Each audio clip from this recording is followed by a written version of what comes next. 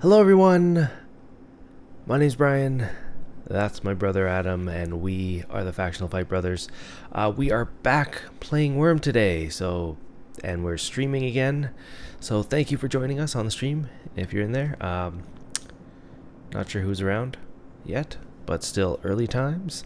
We are back on our deed, Factional Fight Village. There's Adam. Surface mining away. We really haven't stopped since last episode. We've just been sitting here. Sitting here for the entire time, surface mining. How's everyone doing in there? I see a bunch of people in. How are you doing, Adam? It's been about a week since the last stream, something like that. Yeah. It's been a week or 2 weeks. I can't remember now. It's been a week, and I have been surface mining almost all. And I've gotten a lot done. And at the end of the last stream, you were saying how close we were to finishing the surface mining. So and close. I was in my mind thinking, you're crazy. We're not even near close. We just have to like bring down a couple things and then just dump dirt on top of it, huh? That's right.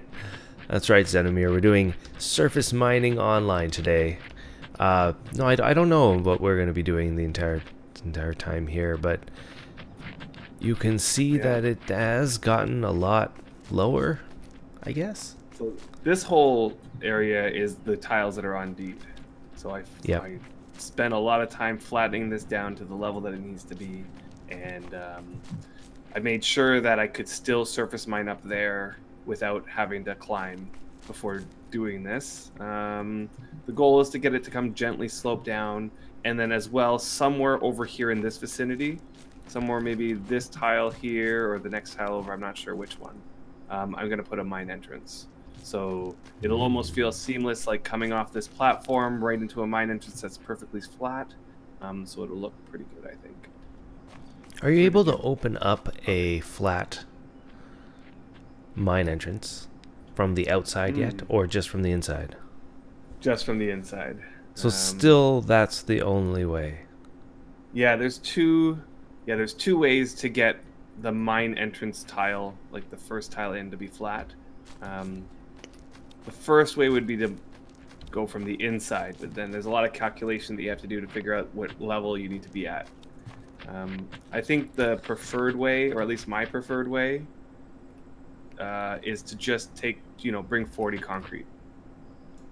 Right? You mine in, and then after that, just raise it back up to make it flat before mining any farther. How about if you open up one entrance and you wanted to make it a double wide, and you open up the second one from the outside?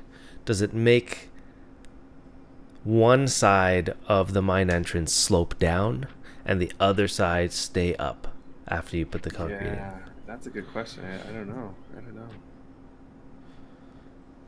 Yeah, I'm not Of course, sure. at that point, you could just open it up from the inside, I would assume.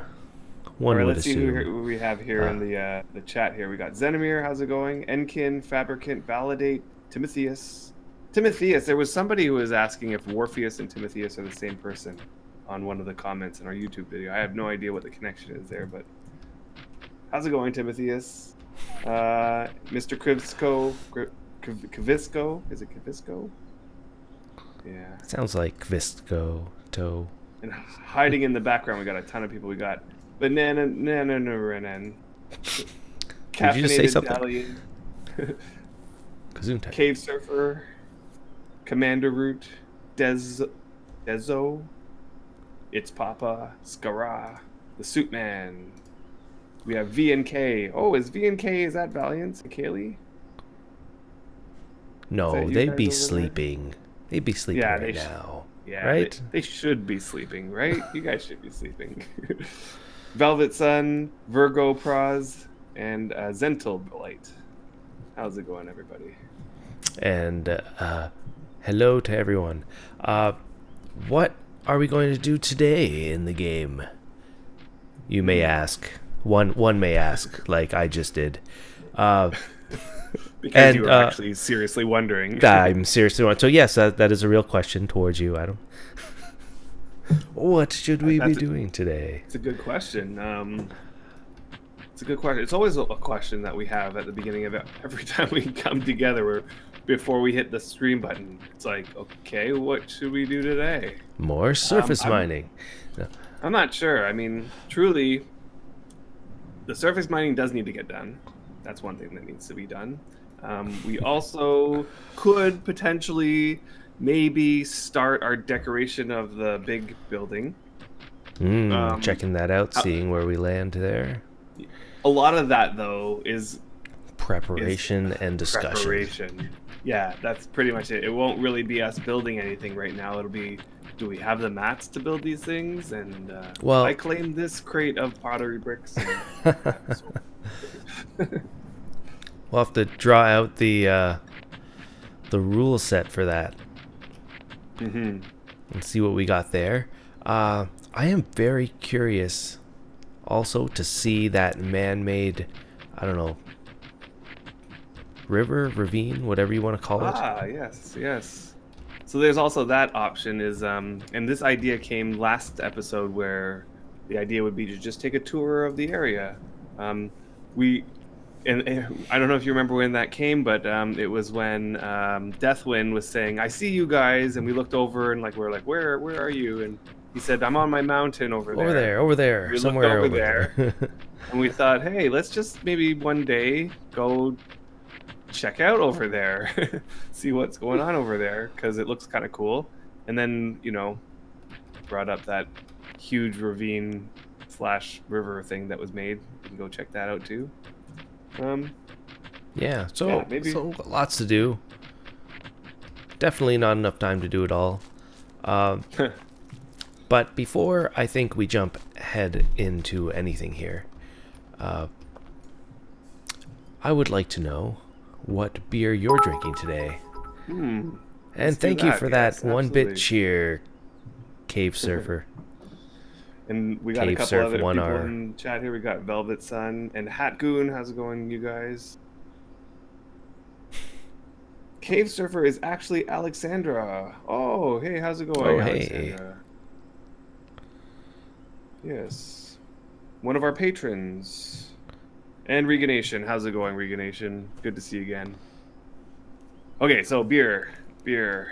Today, I have a cream ale. A cream ale. It's a cream ale from a brewery called Boschkung. This is another one of those backcountry tiny little breweries. I was at this is almost sounds like the same story as the last one, but I assure you it's a completely different story. We went up to this really tiny backcountry cottage one year, and again there was this tiny itty bitty town, but this town was even smaller than the regular town. It was one intersection, and on one corner was a gas station and convenience store.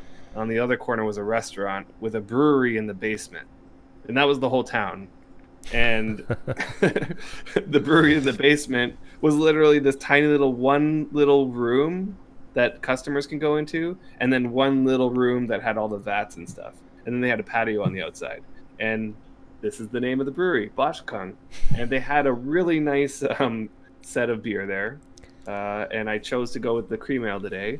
So yeah, that's what I'm drinking. That's kind of funny.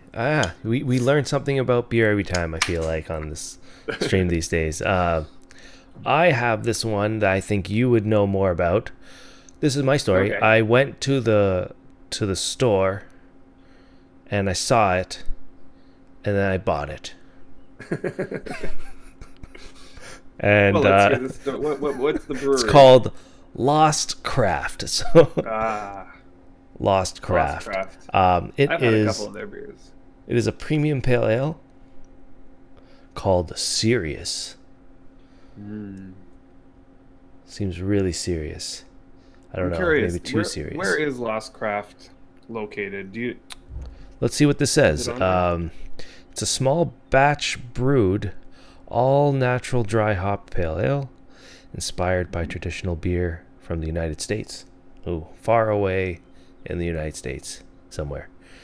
Based in Toronto. Canada, Lost Craft embraces diversity and is committed to being active in the communities where we operate, which I'm assuming is Toronto, since that's the only place that it says it's based in. So, let's give it a shot. All right. How does that beer Cheers taste? Cheers to you. It tastes delicious. Yeah, I love this beer. As I've mentioned before, ales are my favorite, and cream ale is just a creamy version of that ale. This is true. Work comes to a complete stop when you start drinking beer. It's pretty good. So I'm just like looking at the GL Freedom chat after I posted our message that we were going to go live. Somebody by the name of Fable Crafter said, "First time watching a stream of Wurm. Been debating streaming myself. I'm just boring though." Don't say that. Just stream and see what happens. Maybe you enjoy it. I don't think it's about whether or not you're boring. I think it's whether or not you like doing it. And I'd say like doing it, then do it. I would have said the exact same thing about me before we started in 2012. And I think that is the reason why I wanted to do it. Was just because you thought that you would have sauld that you were boring. I was boring. I was it was not very good, and I thought, let's give it a try with the goal of getting better at it. Right. Like we kind of, the first thing that we did wasn't this Wurm streaming, but it was an audio podcast that we did. It was an audio podcast that we did that is now lost forever. Is it lost forever? Somewhere. No, it's on my hard drive somewhere. I'm just, Okay. So not lost forever, it's just lost. Yeah. Hey, Catspur. How's it going? Hey, and Catspur. There's Fable Crafter, yeah. Catspur, it's really late for you, is it not? Gotta be like 3 a.m. or something like that for you. It's gonna be 3 a.m. somewhere. To everybody somewhere at one point. Now, I was watching Catspur stream earlier, and it was quite interesting. So she decided to go over to Epic and met up with a whole bunch of people over there, and they went hunting uniques. So that was a really entertaining show to watch. Like first time on Epic ever? Yeah, she said this was the first time ever on Epic. So we went to Epic. Yeah. On our show, and it was like, so when we went there, I can't remember which year it was, maybe 2013, 2014, something like that. Yeah. We had decided to go there and start streaming, and there was concerns about what people may see on the stream.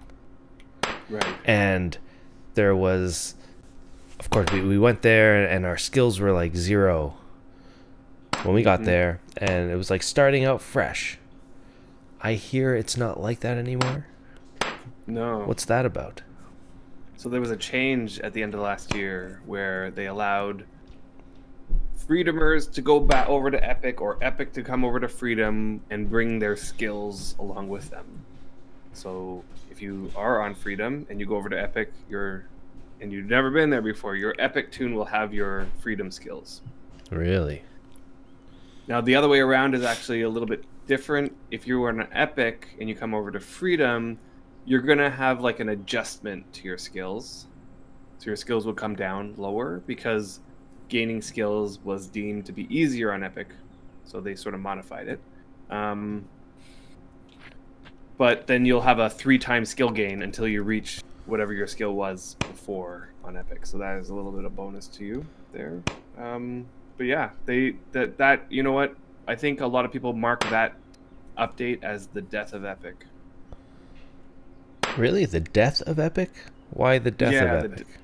Well, after that update, nobody ever played. Nobody after. like barely anybody. The population like basically went to nothing. You know, they allowed both way transfer, but really only one way happened. Everybody on Epic came over to Freedom, and that's what sort of happened. And nobody on Freedom went over to Epic. So what could be? I mean, what could be done to make Epic more appealing? I guess that's the question that everybody, especially the developers, would like to know. Right. What could be done? That's a hard one. What could be done? Actually, can anything be done? Before we get to that, I would like, you see how this tile here, this tile border, is sort of like rounded? Sort of. Not really. I feel like it's pointy. I'd like to get it rounded. And then on the ends, bring it down. If you know what I mean. Okay. Can't that be done with dirt? It can be done with dirt, for sure. But it's nice to have the rock sort of like somewhat close to what you want the dirt to be, so that you don't have to level and stuff. Not level, but flatten. I see. But yeah, that's... So make Epic... yeah. Like the huge mob raid island with great loot and all. Yeah, here's the problem with the loot thing, is that because the loot doesn't transfer back over to Freedom, there's not really all that much incentive. Like, I could go over there, let's say there was like lots of loot and you could get dragon armor and everything like that, but if I can't bring it back to Freedom, I'm not sure if that's enough incentive. Partially because, I mean, this is speaking from a Freedomer perspective, because this is my home, and this is where I'll always come back to, I think. I don't know, how do you feel about that? Well, I don't see... Here's the problem. You'd have to talk to the people that actually play on Epic. Do they want a major change? Right? Do they want something that's completely different? Are they okay with that? Or are they just wanting to promote what Epic is, make people understand what it is, to try to increase the popularity of what's there already? Well, I mean... Because I feel like if there was a major change to Epic, you might as well just start again. If you're going to completely change what the essence of Epic is, why not do a blank slate? My feeling is that because of the population on Epic is so low, if the devs were to divert all their attention to Epic to do a massive overhaul there, you're really only targeting a small percentage of your overall clientele. So I think that right now the devs have sort of put that on hold, put the Epic issue on hold, and they have to put priority on where their customer base is. So I think that's what's happening. Do you think the dev team's too small to have focused on too much? Yeah, there is too much to focus on. They have to focus on Wurm Unlimited, they have to focus on Freedom, Chaos, and that sort of stuff, and they also have to focus on Epic. They have to pick their battles, I think. Yeah, I can see that. It's not that big of a dev team. To tell you the truth, it's maybe they have spread themselves too thin, and at the same time spread the population pretty thin by opening up so many servers. All right. Yeah, the Absorbic, how's it going? And he has a good point here, and this is something that you were talking about just before we pressed the play button. So I should be the main focus. Yeah. So I had posed the question: what happened to the UI? What happened to the new UI? The whole push towards the entire restructuring of the game, sort of thing. Like when they analyzed the Wurm Unlimited data, and they said this is sort of what we need to do to get the game to solve what we feel needs to be solved based on this Wurm Unlimited Steam review data or whatever they had. And the UI was one of the big ones. Mm-hmm. And since then, it's been how long? A year? More than a year? Well, maybe more than a year? I remember when we had Buddha and Retro on the show. This was back when we were building the castle of the labyrinth. Do you remember that episode? Yes. And then there was an episode like around that time when we were building the maze, the building with many doors.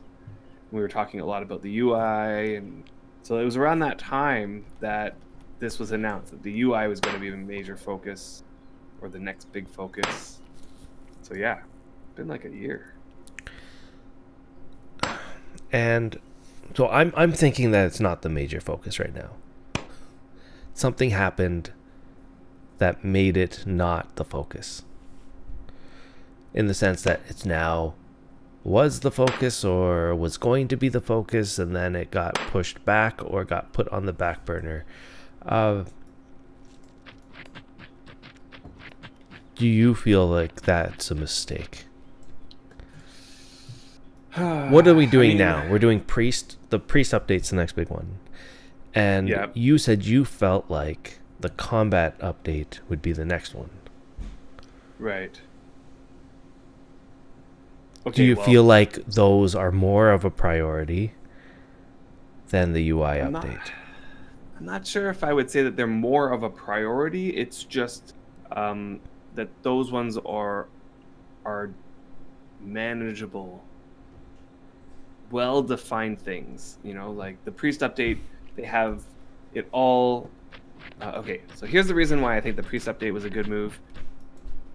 A large proportion of the people who play this game have Priest alts, or are in some way affected by Priests. And by addressing a lot of the issues that Priests have had, you are essentially affecting nearly everybody's gameplay in a positive way if you make a good update. Now, the same could be said for a UI update, but I think that the scope of a UI compared to the scope of a Priest update is much, much different. Mm-hmm. I know that, and since we've come back, even Retro has mentioned UI is still on the table. It's still being worked on. It's just got to take a back burner to the things that are pressing, that are happening right now, that are ready to go, such as the Priest update. You know, the other thing that was a big focus was the graphics. Since we stopped recording last, the graphic updates that we've been getting have been crazy, like with the shadows and the rendering and the bump maps and the... Mm-hmm. So, yeah, it's just, you know, one of those things which take time. Like, do you remember how long Bridges took between the time that it was announced and the time that it came into the game? Yeah, like a decade, something like that. Like something like that. So, but you have to understand, it was an idea that was publicly announced and then just never worked on for most of that time. That's true. But I think that's the way that a lot of these things go. Like, the moment it starts getting worked on, it still takes a long time to get to the point where it's in the game. It's true. So combat updates, it's something about having more fluid combat. I don't think that we can get that lucky. It sounds more like it's just combat mechanic changes, maybe a lot of back-end combat changes. I would love to have a different system that becomes more apparent, I guess, or for the player. Like the player has things to do, more apparently things to do, right from the get-go. So visual cues of some kind. You know, we've talked about it in the past. You know, weapons having a more visual effect that you can notice, because it has a back end effect, and there are weapon changes, and I think people brought up that you have the fight window and where you're going to attack actually matters in some way, but it's not so apparent, and it doesn't give you that feeling that you're actually in combat, if that makes sense. Like Right. there's no. Now, Casper's son saying that it was very boring. Yes, and I don't think, no matter what they do, that will make a difference. That will make him happy, or the vast majority of players that want to come here and get some interesting looking combat. I don't think that'll ever happen. Right. But I would agree with that too. it could make us happy as players. Make us have more things to do in combat. That would be fun. More things to earn. How about that? Mm. Yeah, Xenomir is saying that the UI, he's never had any issues, right? So, and it's hard to address issues if you don't know really what to fix. But I think that the main issue with the UI is that it is the first thing that players see when they open up the game. And it's the initial way that, like, it's the thing that players use to engage with the world in game. So, and it was also the thing that was cited when, you know, Wurm hit Steam as like the major turnoff of the game. It's like you come in and it's, you know, the way the inventory system works feels like Windows 95 or Windows 3.1 sort of like interface, you know, and the way the chat boxes work feels kind of like a game from the 90s. So these sorts of things can be changed to become more modern, so that the initial, when a new player opens up the game, it feels like I guess not a game from decades ago. Even though it is. Now, even though it is. Yeah. The one thing, I don't know if anybody else has noticed this, is over the years, when I first started playing, I think one of the main benefits that I could tell people was you would be able to interact with the game in a more natural way. In the sense that get your face out of the windows like you would in World of Warcraft and stuff, and EverQuest we used to do. And it's like, I have a tool belt, I have a pickaxe, and I want to mine where I'm standing, and I just mine where I'm standing. Alright. And over time, I feel Wurm has gotten away from that.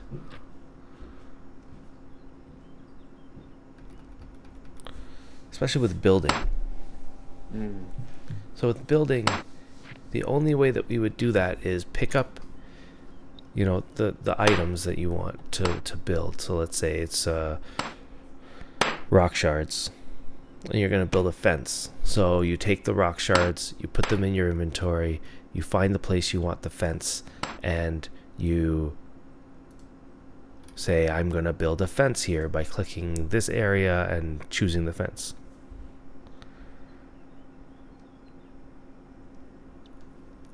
But now I need to add it to a crafting window.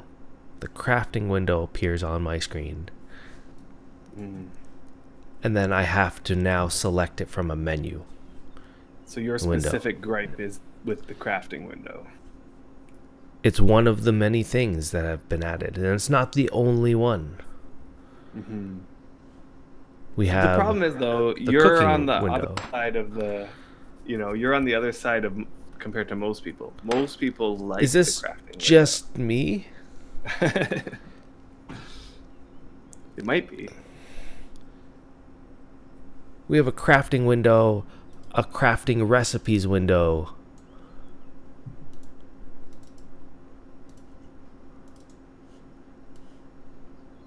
And then that crafting window spawns another cooking window, recipe window. None of these things we had before. And of course the maps. it is one of the things that this game has a lot of. Now, Like, all of these things when we started, we didn't have any of this. Yeah, These are extra windows that have been added after we started playing. Yeah. And I don't need to have a recipe book to open up the cooking recipe book. I don't need to have a map that was made by a player to open up the map. I don't need to have, I don't know, a crafting book, or I don't need to be near a crafting workstation. I don't need to be like any of that stuff in order for me to see any of this stuff. And I think when we first started the game, we loved the fact that everything was player made in order to do something. Everything was within the lore and the world of the game. For example, here's an example. Would you be okay if you had a tool belt without needing to actually have a tool belt in the game? Right. I completely agree. How about compass? So you don't need a compass. You just always have a compass in the game.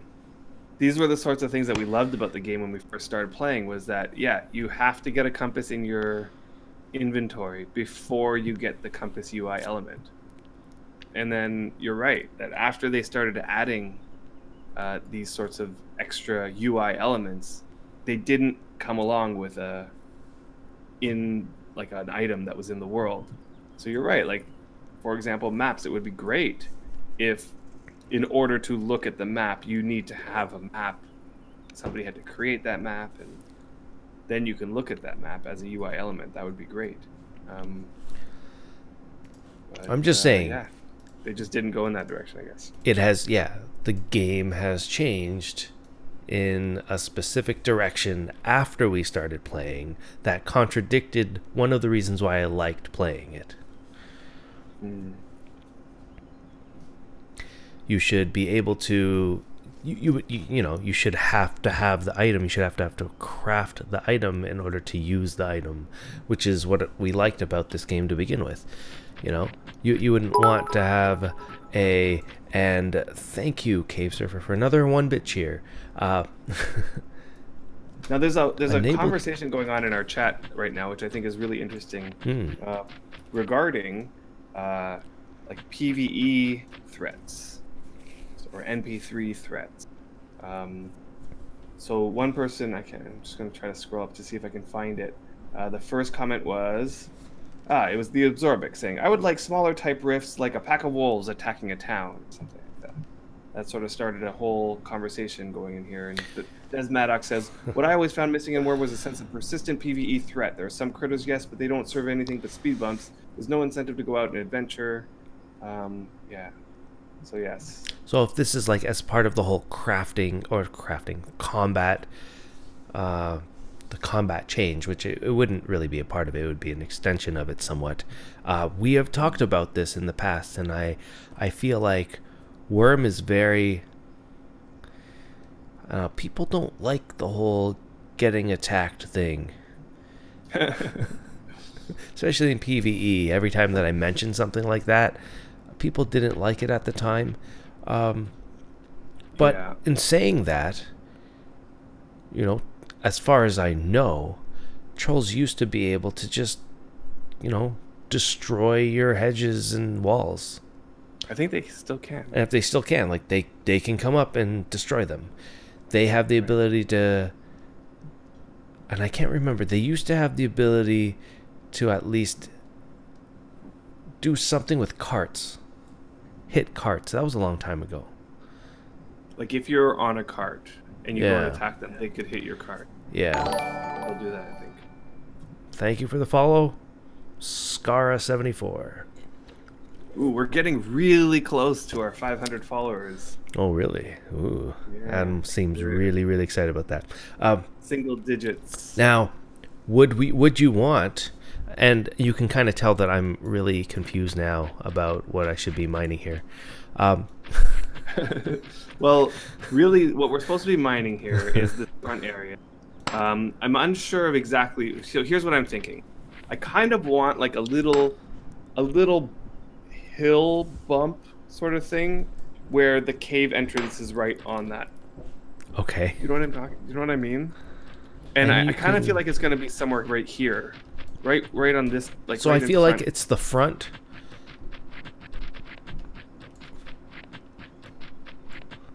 Okay, so it's the front area that needs to be mined, the front tile that you're on. Yeah, the front tile for sure. That needs to be shaped. Now I'm gonna bring this down. Like I don't think it needs to be 75 tall. Really? You know, that's I'm pretty thinking, nice. Huh?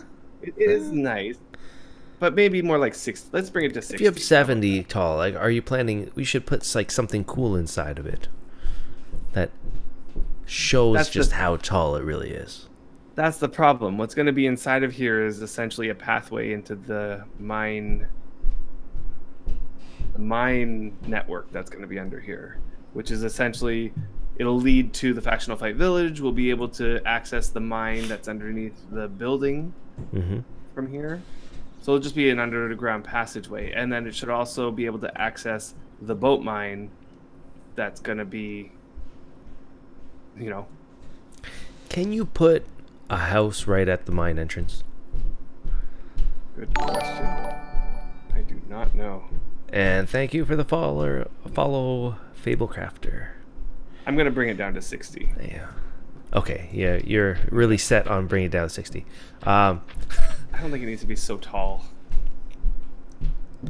So, and I can't remember what's going on. Oh, thanks for the subscribe, Fablecrafter, with the Twitch Prime. Yeah, thanks a lot. So, combat. Do we need more threats? Do we need... So we played a game. What was that game called? We never really played it that much. Where they actually had AI. Where animals would gather in packs. So there'd be like pack animals. And they would attack you in packs. And they would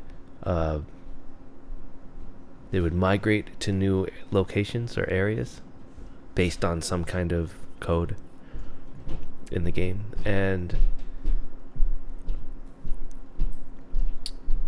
I don't know if Wurm needs something more particular to that. I mean, that would be really cool to have smarter animals, obviously, would be nice. I think Wurm's very far away from that. Thank you for the follow, Velvet Sun. I think Wurm is very far away from that. And I realistically don't see that happening. Now, okay. But what do you think about I was gonna say, because Velvet Sun said something that I was gonna say. Yeah. He says wolves used to spawn in packs years ago, and I think, and I was reading a thread about how on the original servers there used to be regions that were, there was 3 specific mobs. It was trolls, goblins, and unicorns.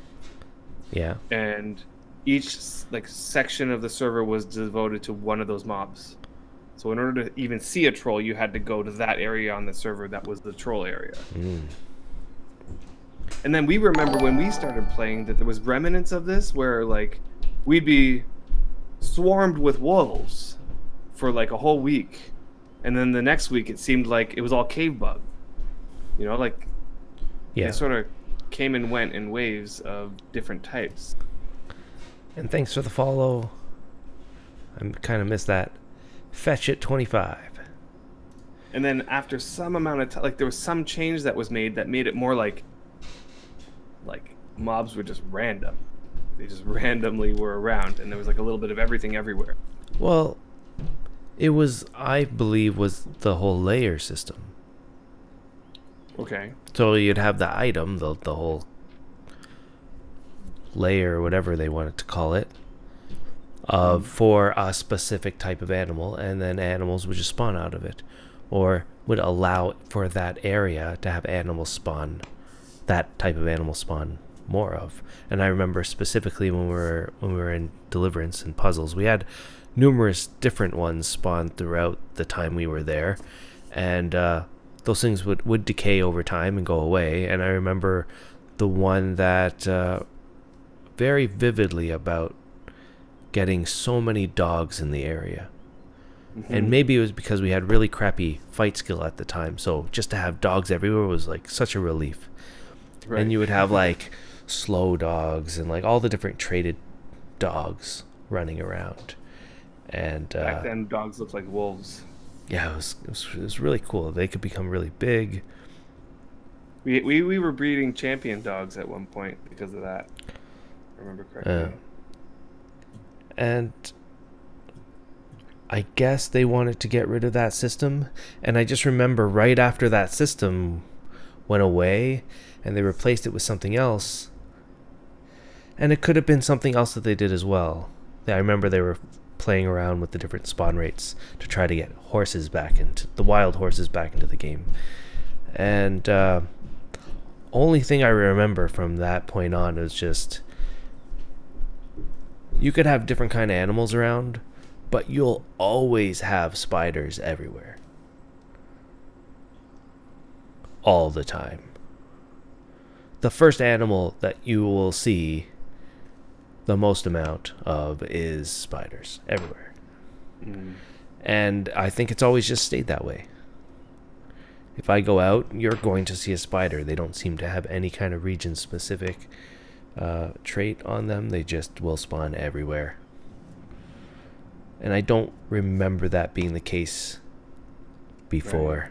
Right. I think now the way that it works is that each tile type has a specific chance to spawn a particular mob. So like spiders tend to have a higher chance to spawn on a tile that has trees. Is it like a forest? That sort of thing. Whereas like steep step tiles have a higher chance to spawn horses and those types of mobs. Now, whatever they did, it did bring all the wild, horses and hens and pigs and all that stuff. It allowed us to see them a lot more in the wild. But at what cost?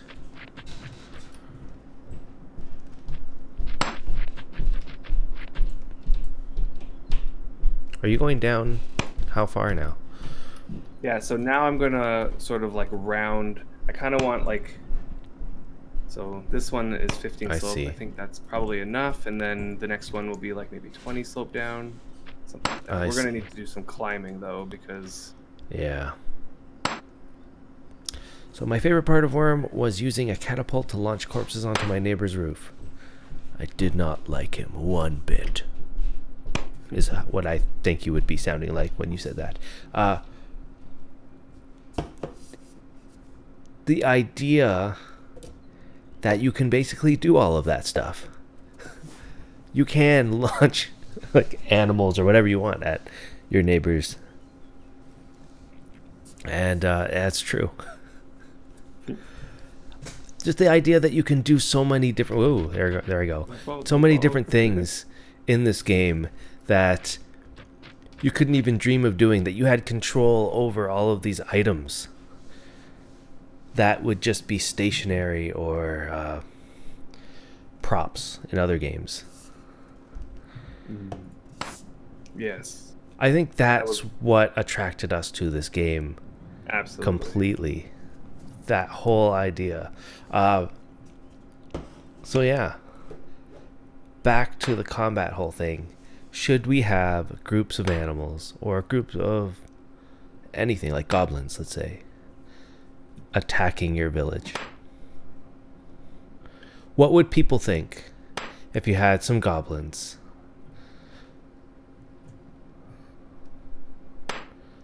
somewhat causing some kind of havoc on your village that you would have to deal with? I know people would complain because they would look at this as another chore or annoyance that they'd have to deal with. Like, what if you got something out of it? Right. But the problem is that people like sleep or people work, and what if the goblins come and raid your village while you're at work and you can't get to saving it? What if they can't destroy that sort of thing? Okay. So what would they do? What if you had the ability to fight back at any point? Like from work? Like, or while you're sleeping? They're there, they take over or something, but you have the ability to play to revert the changes that they've made. Here's the problem, though. Like, let's say I have my village is all gated because I don't like anybody in there. And then the goblins come and bash down a wall. And come in and, like, pick the lock of my house and start pillaging. And then I don't get on until, like, 4 days later when I have time to play on the weekend. And between then and the 4 days, people have come onto my deed, and they've gotten into all my stuff, and who knows? This is the concern I think people are going to have with the thing. I agree, and I think the chat pretty much agrees. You would have to... We can't mess with people's work. Right? Mm-hmm. So how do we have engaging combat or dynamic combat in this game on a PvE server that doesn't interfere with other people's work and doesn't get in the way of the status quo of the way people like the game? So one way. So how far can you go? Go ahead. I think one way that you can handle this is to use sort of like an opt-in approach, where. Well, then people just won't opt in. Yeah, right. Unless you want the rewards, right? Because these events are going to come along with rewards, we would assume. Defeat the horde of goblins and get something out of that. I don't think I would like that either. Okay. Because it makes it seem like the world is more of a game. Right. And less like but what a about, world. Remember that idea that you had where like you had to construct something? So this is where I'm going. Summon?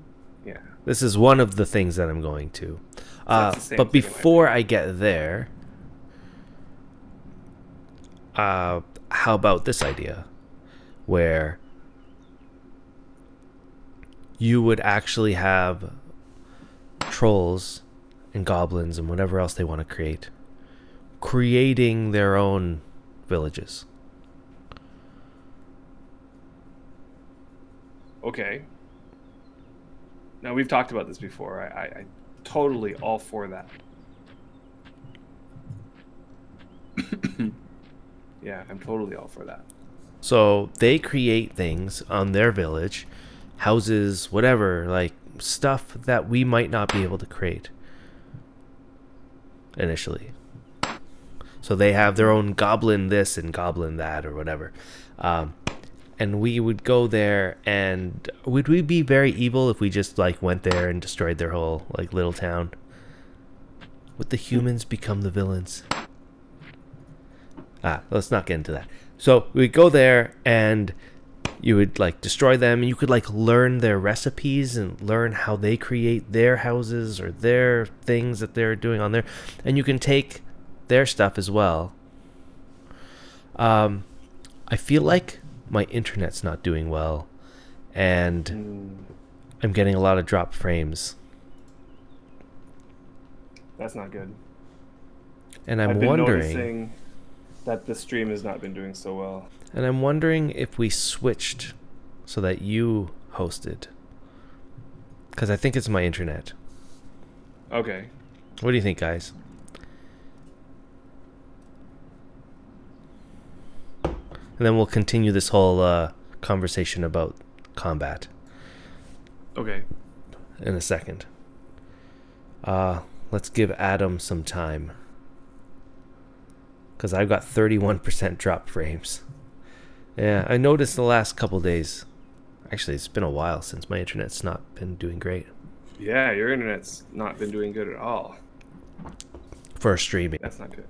For streaming, but it really shouldn't be a problem with the rate that you're supposed to be getting.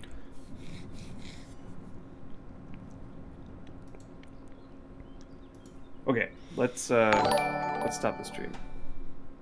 And thank you for the follow. Yeah. Caffeinated alien. Caffeinated Thanks. Alien. Makes me want to go get a coffee. Or continue my beer. I am installing Streamlabs. Wonderful. Not installing, but updating. Yeah, hopefully my internet's still good enough to maybe complete this whole thing. Yeah. So they would build their villages, and then you would be able to pillage their village. Destroy it, whatever. It would rot.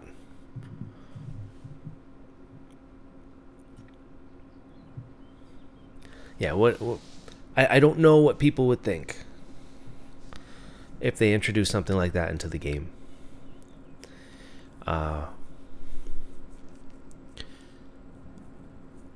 But it would introduce an entirely new dimension to this game. A whole slew of items, a recipe system, or a crafting discovery system.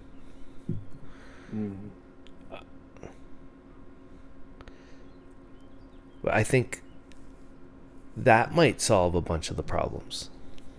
But it might be a little bit too much.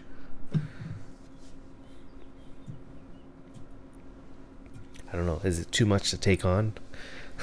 For the dev team, you mean? Yeah, maybe not. Maybe they could do that. How was the install going? Because I kind of want to get the next point out.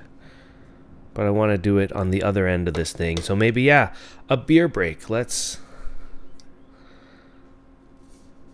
see if I can finish this beer.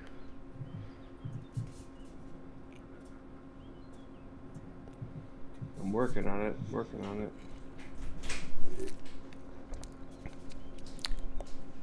Because then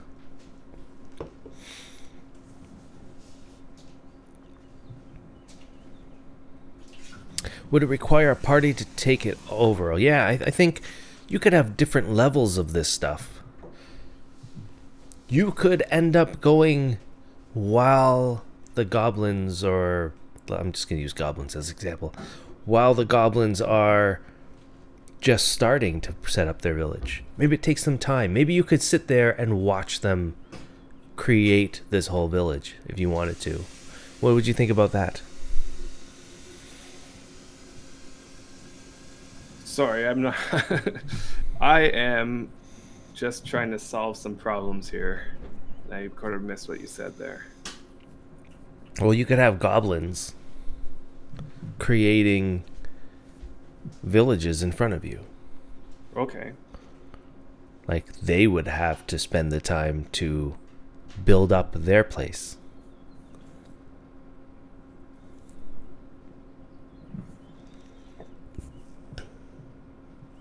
And I think if they could actually do something like that, yeah, it would add another, like, third dimension to this whole to the gameplay.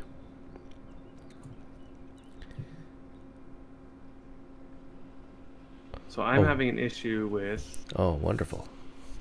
How do I get your video? We'll have to do that on the other end. All right, how about this? 5-minute beer break. Yeah. Everyone, stay in the chat, and we will be right back.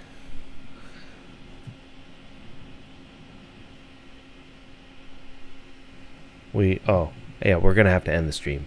So, yeah, end the stream. We're going to end the stream. We'll be right back. Adam will start the stream, and hopefully we'll just start right back where we left off.